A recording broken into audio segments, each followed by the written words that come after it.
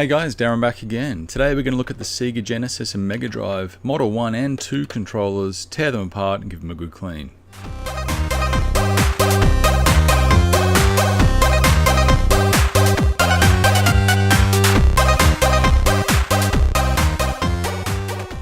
Okay, so to start off with, you need to give your controller a quick test. So grab yourself your console, plug it in and just give it a test because you want to make sure there's no issues, and if a button or something doesn't work, you want to know what that is before you pull it apart. I'm going to pull the Model 2 apart first. In fact, I've already pulled the Model 1 apart. I don't really need to show you that because it's much simpler, but I'll pull the Model 2 apart quickly. We'll go through that and then we'll reassemble both controllers. So I've pre-filmed this, I'm just narrating over the top, so I hope it all makes sense as we go.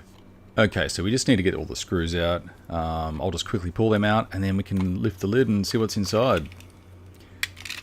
So the mode button, that just fell out, and that's probably going to fall out for you, and if you lift it up the same way I did, all the buttons are pretty much going to fall out. It's fine, they only go really one position, so don't worry if that happens to you. Now just sort out your parts, see if anything's broken, and we'll get it all ready for washing and cleaning basically.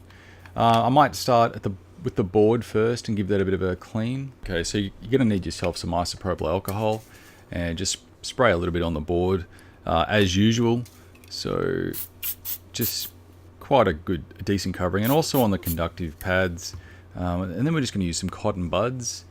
Cotton tips to rub that down and get all the coke and all the dirt off there. So these dark pads, they're actually carbon covered, so you do rub them and stuff does come off, but you've got to be careful not to rub them too hard because you can actually start taking the carbon layer off.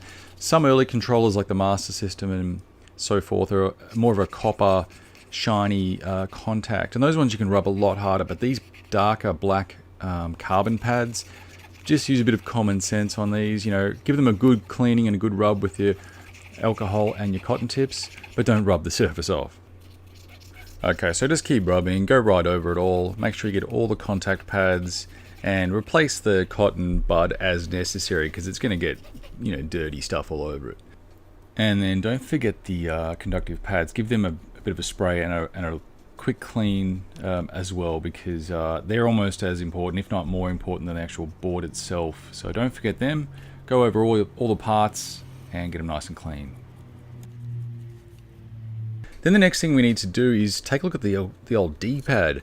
On this model, it's sort of wedged in with a rear clip, and the best method I've found to remove this without damaging the plastic is the old teaspoon method. So you basically get it under the edge, round side down, and just go around the whole thing, and it should just kind of wedge and pop out quite easily, and it doesn't damage the plastic edges here whatsoever because it's nice and smooth and round. So I actually picked up that tip off another YouTuber, Gadget UK 164, so check out his channel. He's got some great retro gaming repair videos. Yeah, so these little clips, it only goes one way, but it sort of wedges the whole D-pad in place, so bit of a tricky one, that one. Now I'm just pointing to the screws. The screws will come out of these things a little bit rusted sometimes. The heads are a bit rusted. So as we prepare to take this off to wash, just put them aside and we'll sort of take care of them when we reassemble. Let's go outside and wash these up. And with the magic of editing, we're back and everything's washed up and nice and clean.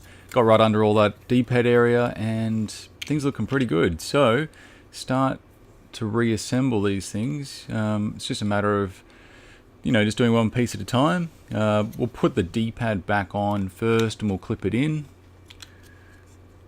So you just fit that. The clip only goes one way. You got to look for that little notch that's on these things. Put that in place and then kind of squeeze it together and make sure it all rocks nicely. You can do this in whatever order you prefer. Just basically slot the pieces in, taking note of the A, B, C, X, Y, Z button order, and just rotate them, and they'll sort of drop into little grooves that are in the case, and so just rotate, and then you kind of want to flip it over and just make sure you've got them all in the correct order. So I'll just cover it over. And, you know, yeah, let's check that out. Then we pretty much have to put the conductive little button, sorry, on each button, and the mode button rocker position in there, and then it all starts to come back together. So we've isopropped these contact pads earlier. So look, you know, right now if you do touch them with your fingers and you get them a bit dirty, it wouldn't hurt to give them a quick dusting down with some more isopropyl and a quick rub down. Depends how pedantic you are. I do sometimes, but you know, mostly I don't. They're pretty good. The little micro switch there under the mode button, make sure that's all in place, and then pop the cable into its strain sort of position. Press that in and make sure it's sitting right. It can be a little bit fiddly. And then you're pretty much right to put the cover back on. You know, just make sure you don't bump everything as you do it.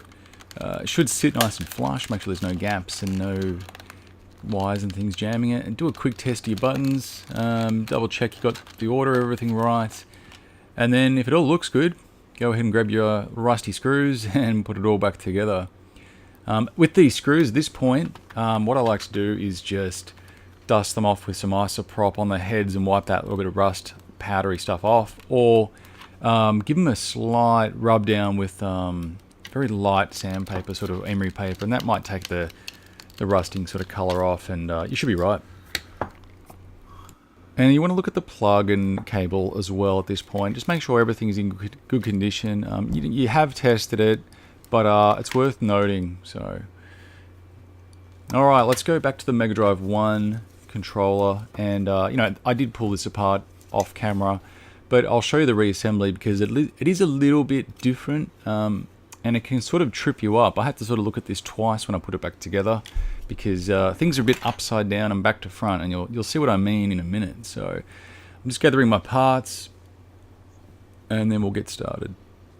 Okay, so the D-pad arrangement is similar but backwards, and you'll see what I mean. So you fit your parts, and this black one doesn't go on just yet. So just put that aside.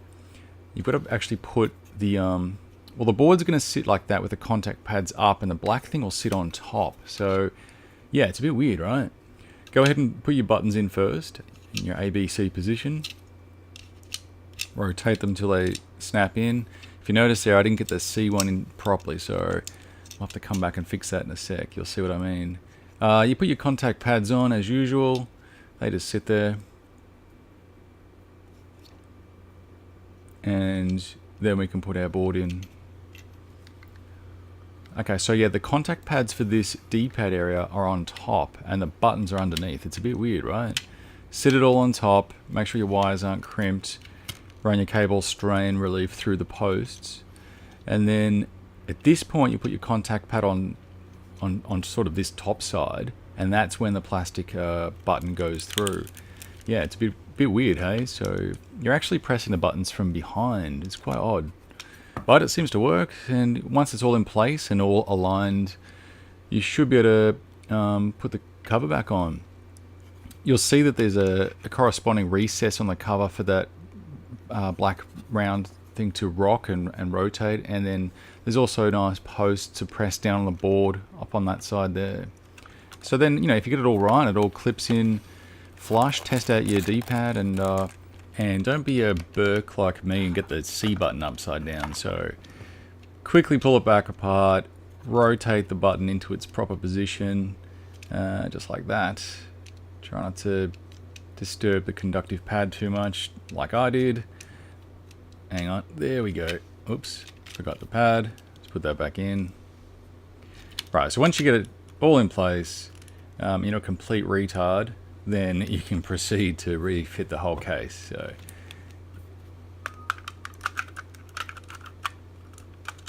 right, it all should clip in nicely, and there should be no gaps and no wires getting jammed. And mine were, so it might take you a couple of shots to get that right. The posts there are very close, so just watch those wires. They can get crushed pretty easily. Okay, ABC facing the right way. The D-pad's all rocking nicely, and everything feels pretty good.